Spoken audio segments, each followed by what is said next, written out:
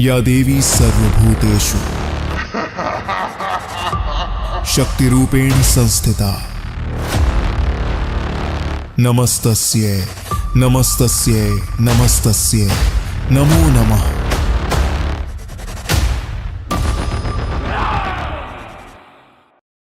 सृष्टि के प्रारंभ से ही धर्म और अधर्म की लड़ाई चलती आ रही थी, परंतु इस बार यह युद्ध असुरों और देवताओं के बीच नहीं था। रक्त की प्यासी तलवारें, धधकते हुए महायुद्ध के मैदान और एक ऐसा असुर जिसे बार बार मारने पर भी वह और अधिक शक्तिशाली होकर पुनर्जीवित हो जाता था। यह कोई साधारण दैत्य नहीं था, यह महादानव था। हर बार जब उसका रक्त धरती पर गिरता, वहां से हजारों नए रक्त बीज जन्म ले लेते। देवता थक चुके थे, योद्धा हार चुके थे और संहार का अंत दिखाई नहीं दे रहा था। लेकिन जब सृष्टि संकट में हो, जब विनाश अवश्यंभावी लगे, तब काल से भी परे एक शक्ति जन्म लेती है। वह शक्ति जो केवल सृजन ही नहीं, संहार का भी आधार है। वह शक्ति जो महाकाल की संहारिणी है। महाकाली, उनके आगमन से दिशाएं कांप उठी। उनका अट्टहास सुनकर स्वयं मृत्यु भयभीत हो उठी। उनकी आंखों की ज्वाला से समय भी जलने लगा और तब प्रारंभ हुआ इतिहास का सबसे भयंकर युद्ध। यह युद्ध था काल और महाकालिनी के बीच। एक ओर था अमृता का अभिशाप, दूसरी ओर थी संहार की देवी।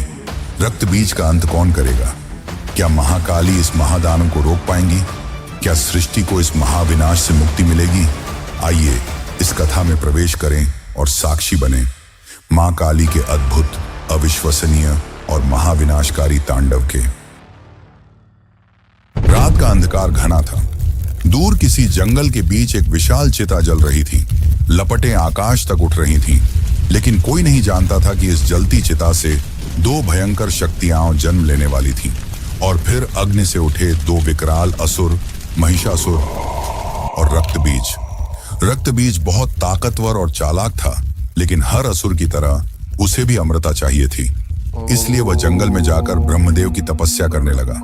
दिन, महीने और फिर साल बीतते गए। उसकी तपस्या इतनी कठोर थी कि ब्रह्मांड हिल चुका था। आखिरकार उसकी भक्ति से प्रसन्न होकर सृष्टि के रचयिता ब्रह्मा जी प्रकट हुए। ब्रह्मा जी ने कहा, मैं तुम्हारी तपस्या से प्रसन्न हूं, मांगो क्या मांगते हो। तब रक्तबीज ने बिना समय गंवाए कहा, हे ब्रह्मदेव, मुझे अमृता का वरदान दीजिए। ब्रह्मा जी ने अमृता का वरदान देने से मना कर दिया और कहा, यह सृष्टि के नियमों के अनुकूल है। जिसने जन्म लिया है उसकी मृत्यु निश्चित है। यह सुनकर रक्तबीज ने चालाकी दिखाई और ऐसा वरदान मांग डाला जो अमृता से मिलता जुलता था। रक्तबीज ने कहा, तो फिर मुझे ऐसा वरदान दीजिए कि जब मेरे रक्त की बूंदें धरती पर गिरें तो वहां से एक नया रक्तबीज जन्म ले। ब्रह्मा जी ने कहा, तथास्तु। रक्तबीज अब अपार शक्ति से भर चुका था। अब रक्तबीज पाताल लोक पहुंचा और पाताल लोक पर कब्जा करके वहां शासन करने लगा। एक दिन अचानक उसे महिषासुर की याद आई और उसने महिषासुर को ढूंढना चालू किया। लेकिन तभी उसे पता चला कि महिषासुर को तो कई वर्षों पहले किसी 10 हाथों वाली देवी ने मार दिया है। जैसा कि हम सभी जानते हैं, महिषासुर को माता दुर्गा ने मार डाला था। यह सुनकर रक्तबीज क्रोध से भर गया और उसने निश्चय किया कि वह उस देवी को खोजकर बदला लेगा। कई वर्षों तक ढूंढने के बावजूद उसे वह देवी नहीं मिली। तब रक्तबीज ने सोचा कि शायद देवी देवताओं की पूजा करने वाले साधुओं को जरूर उसके बारे में पता होगा, और इसलिए उसने साधुओं को मारना शुरू कर दिया। पर किसी भी साधु के पास उसके प्रश्नों का उत्तर नहीं था। और दूसरी ओर शुंभ और निशुंभ नाम के 2 असुर ब्रह्मा जी की तपस्या कर रहे थे। वर्षों की कठिन तपस्या के बाद ब्रह्मा जी प्रकट हुए और उन्हें भी महिषासुर से मिलता जुलता वरदान दिया, यानी कि उनका भी वध केवल एक स्त्री द्वारा ही किया जा सकता है।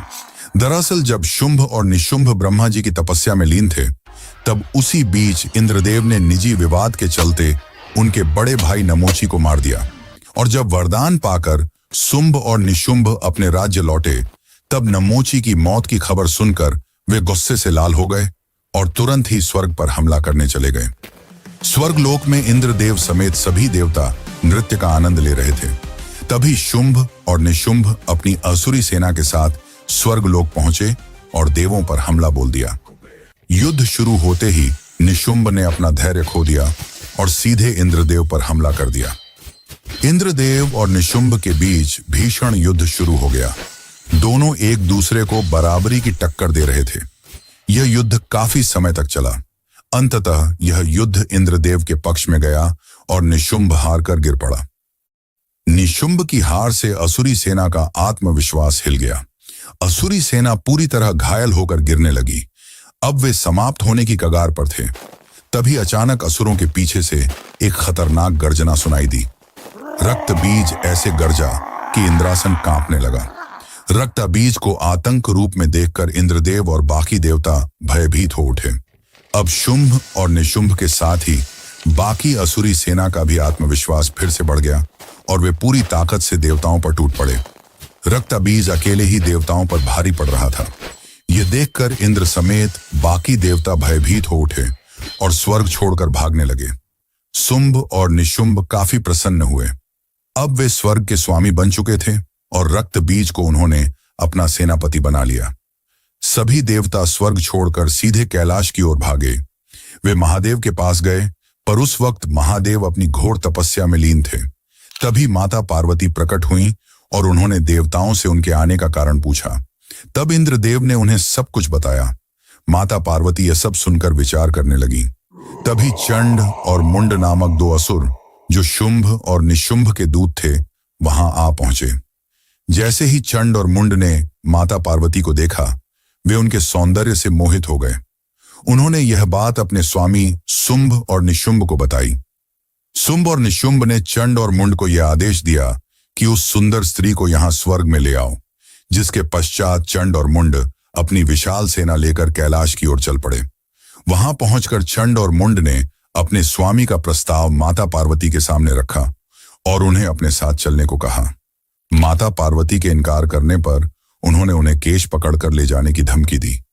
यह सब सुनकर माता पार्वती क्रोधित होने लगी, पर चंड और मुंड उनका अपमान करते जा रहे थे। वे उन्हें काफी अपशब्द कहने लगे, जिन्हें सुनकर देवताओं की रूह कांप गई। वहीं दूसरी ओर दिव्य लोक में बैठी माता दुर्गा अपने ही अवतार का इस प्रकार अपमान होते देख क्रोध से भर गईं और उन्होंने तुरंत भगवान शंकर को दिव्य संकेत भेजा, जिसके पश्चात महादेव के कंठ का हलाहल विष का एक अंश माता पार्वती में समा गया। विष के प्रभाव से माता पार्वती का स्वरूप बदलने लगा। अब माता पार्वती अपने प्रचंड रूप में थीं।